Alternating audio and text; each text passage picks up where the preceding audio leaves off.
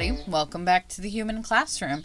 In episode 3, we talked about the reality that education was never truly designed for individuals. So, it's a bit of a bomb for some people, right?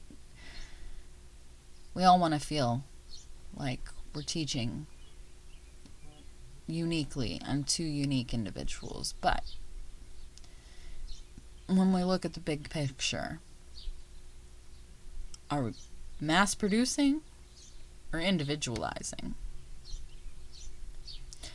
The natural next question becomes this: if the machine does not fit the learner, what do we build instead? And for me, that answer begins with accessibility. And please, God, do not use accessibility as a buzzword. It's not a checklist. It's certainly not accessibility as a last-minute accommodation stapled awkwardly onto a lesson that was never built for variability in the first place. Those are cop-outs.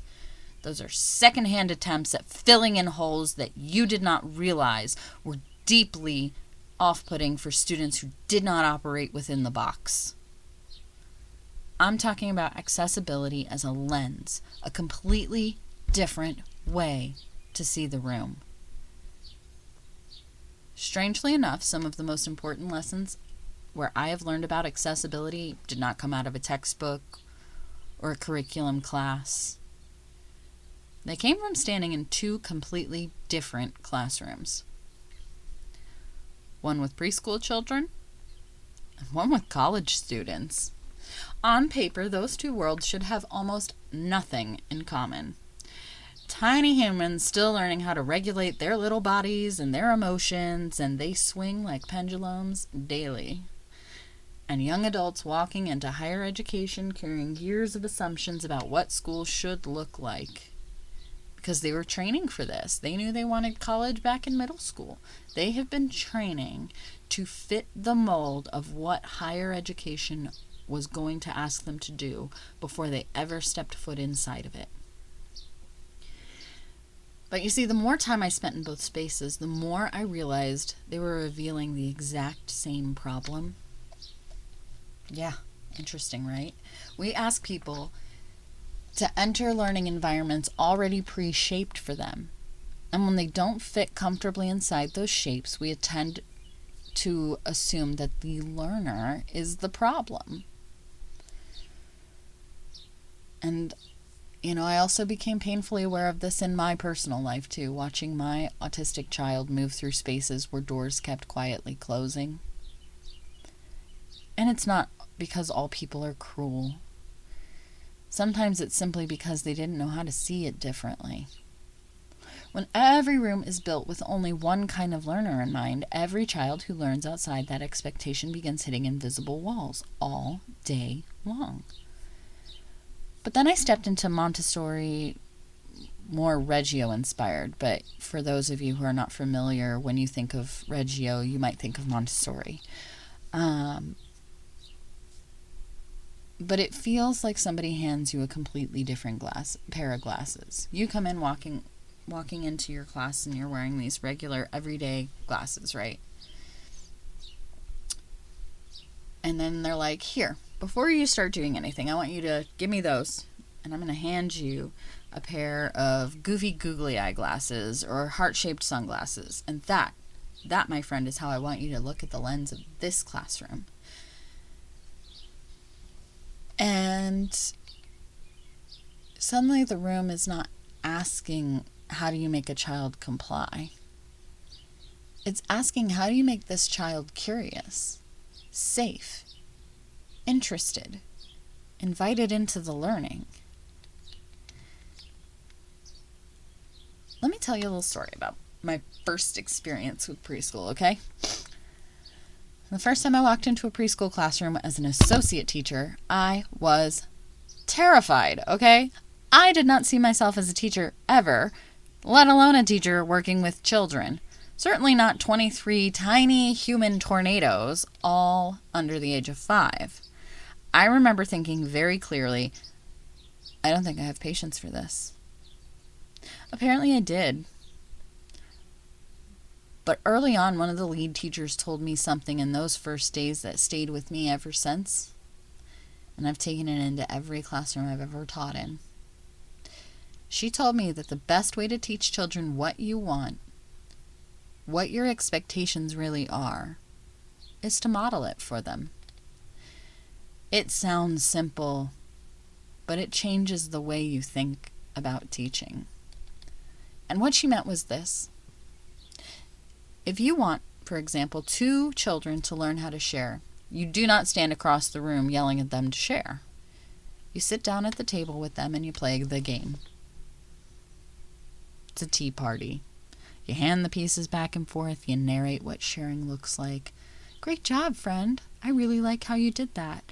Oh, you're such a good friend. You are so kind. I love sharing with you. You praise them when they begin to mirror it. Oh, I love watching my friends share with each other. This makes this game so much fun.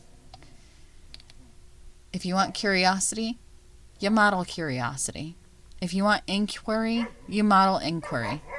If you want gentleness, patience, experimentation, risk-taking, emotional language, you model those things too. Because what children are really learning is not just the lesson that's in front of them. They are learning whether this space feels safe enough for them to try. And that was the first, big crack in my understanding of what accessibility truly is. You see, accessibility is not simply about changing materials. It's about changing the atmosphere of the space so that learning itself feels approachable. When you show someone what exploration looks like, when you physically participate in the process with them, when you remove the fear of doing it wrong, you create exactly what you need in most classrooms. Trust.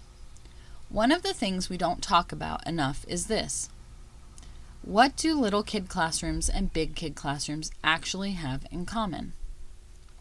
What works? What doesn't work? What do these spaces physically look like, and why does it matter? Because I teach in the arts, stepping into a general preschool environment taught me things I was not expecting to learn. One of the most deceptively simple practices was morning meeting on the carpet. Yeah, everyone jokes about little kids sitting in a circle, singing songs, sharing stories, doing a little dance, having a kumbaya moment. But it's not just that. There's something profoundly grounding about floor seating. When you think about it, when children sit crisscross applesauce on the carpet, their bodies are anchored. Their legs, their hips, their hands, all of their weight, it's all connected to the ground in a way that helps regulate the sensory overload that naturally happens inside each excited little nervous system. A child can wiggle, they can fidget, they can rock a little, and they can hold a sensory object. And somehow, all of that movement there is still contained within a body that feels rooted. They might not be able to name that feeling, but it's there. And the teacher's on the floor too. Not towering above them, not performing authority in front of the room, sitting with them. All on the same level. Everyone shares the same plane. And when a child needs a moment, they can quietly ask to step back from the circle, take a breath, regulate, and still remain connected to the learning space without feeling like they have failed it. That matters more than people realize.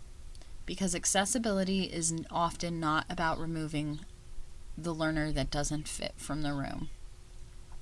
It's about giving them ways to remain safely inside the space. There's another thing that happens in those circles too, Shared inquiry. Children feed off of each other's excitement. I see it in my kindergarten readiness group all the time. I ask open-ended questions and suddenly hands are flying, stories are connecting, memories are surfacing, ideas are bouncing from one child to another in this living little chain reaction. It's beautiful. We are talking about recycling on Earth Day, right? And I had 4-year-olds. The whole recycling process of plastic to me with more enthusiasm and more retained understanding than many adults that I know. That's what happens with learners when they feel invited to contribute instead of merely expected to receive. Then I walk into a college classroom. It's pretty sterile. Even for the arts. Adults are in chairs, facing forward, eyes mostly towards the instructor, maybe a little nervous side glance at the person beside them if discussion is forced.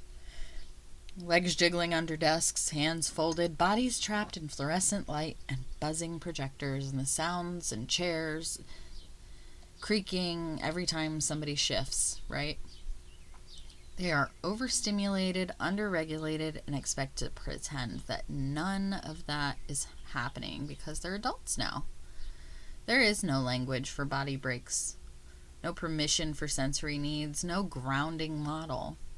Just sit there until class is over. Get through it.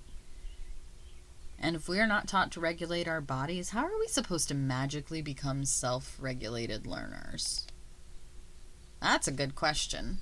Somewhere in between those two spaces, many classrooms stop asking what the body needs in order to learn and start asking only what the body needs to do in order to comply. My 8-year-old daughter felt that transition sharply. She's 8 now, but when she transitioned from kindergarten to first grade, she moved from the Reggio-inspired school into general public education. One of the hardest things she had to learn, it had nothing to do with her academia. It was how to sit in a chair for hours. And that's where accessibility comes into play. I mean, really comes into play. Because I have seen in both of those classrooms. I have worked in both of those spaces. But there's another space I've lived in too.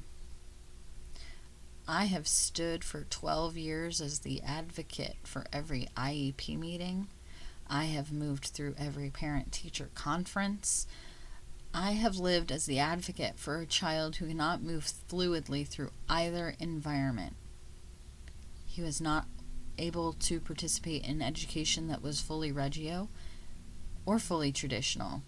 His autism did not allow it. My son exists in a space that is all his own. Like many neurodiverse families, we have IEPs. And one of the biggest things I've learned very quickly was that accessibility often begins with something much simpler than people imagine. Self-regulation. It means teachers honoring it when he's asking for a break. It means preferred seating. It means understanding that work can still be completed if he chooses to stand at the table or lay on the floor or move his body while he thinks. He's still doing the assignment. He's still performing for you. And it definitely made me ask the question that changes everything for me. Does it actually matter where he does the math if the math gets done? Truly. Does it matter? If he is less agitated, sitting on a wobble seat, than trapped in a desk, is that not more successful for everybody? If he can complete the same assignment laying on the floor while his nervous system stays regulated, why are we so attached to the chair? We've become so loyal to the appearance of learning that we sometimes miss learning itself. My son hates drawing with a pencil. It's the scratch, scratch, scratch of graphite on paper. It's enough to wreck his nervous system. Give him a dry erase board, though? Oh boy, he can suddenly write. His handwriting is far neater than I could have ever imagined. He has beautiful handwriting. He draws scenes from movies. He has hated art for as long as I could remember. He could show me words. He communicates. I didn't know my child was capable of such legible, beautiful handwriting instead of, some quick scrambled scrap until we stopped insisting he used the tool that hurts him. Accessibility can look so small from the outside. It's a different seat, a break, trading in that pen and paper for a dry erase marker and a dry erase board, laying on the floor versus sitting in a chair. Those tiny shifts can become the difference between a learner shutting down and a learner showing us what they actually know.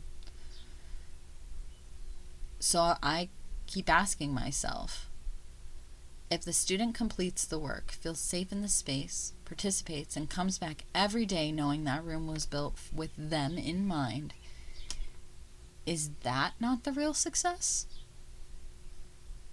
I carry all of those things back into my college classrooms whenever I teach. We try to sit at tables facing one another. We do goofy things that make each other laugh, that break that nervous energy cycle. I allow students to work in ways that make them feel safer, more grounded, and more functional as long as they are following safety rules within the shop. And I found something remarkable. The more doors I opened, whether it was a window, a cat flap, or a full swinging front door, the more joy and success I got from my students. Adult students. They felt seen. They felt valuable, and when people feel safe enough to be human, they learn differently. I need to say this clearly because this is not a critique of all teachers. I know too many phenomenal educators doing the best they can inside structures that do not fit them either. Teachers are often part of the machine as much as the students are, and their voices go unheard too. So my critique is not calling teachers the problem or bad. It's just about a bad fit. A rigid educational machine that still expects everyone inside of it to function like a cog in a wheel, regardless of individuality, creativity, regulation, or personal need. When systems refuse to give, it is the growth of the human inside those boxes that gets stunted. Accessibility does not always require a full institutional overhaul before it can even begin. Really, it just begins with somebody noticing. One parent asking a better question. One instructor deciding that learner in front of them matters more than the appearance of control. It begins when we stop asking, how do I make this person fit into my room, and start asking, how do I make this room fit more people? Sometimes that looks big. Sometimes it's a curriculum redesign and a policy advocacy and an IEP meeting and systemic change. But sometimes it's astonishingly small. It's a wobble seat or a dry erase board, a body break, a floor circle, a table turned so that students can see each other, permission to move, permission to fail, permission to regulate, permission to participate in ways that still count. Accessibility is often just the art of opening one more door than was open before. And every time we open one more door, we send a learner a message. You are not the problem. The room just hadn't made space for you yet. That is what my preschoolers taught me. That is what my college students taught me. That is what my own children continue to teach me every single day. Learning changes when people feel seen enough to stay. And maybe accessibility at its core is exactly that. Giving people enough room, enough safety, and enough dignity to stay in the learning long enough for it to matter. So, go do something you enjoy, even if it's for just 5 minutes. Go breathe some actual air, not recycled indoor thoughts. Smile at somebody for absolutely no reason at all, just to throw off their day in the best possible way. And I'll meet you back here in the human classroom. In episode 5, you're going to get a little more personal because I never planned to be a teacher, and yet somehow I'm still a teacher and I stayed. We'll talk about what changed, what this profession is teaching me, and why I'm still here. See you next time.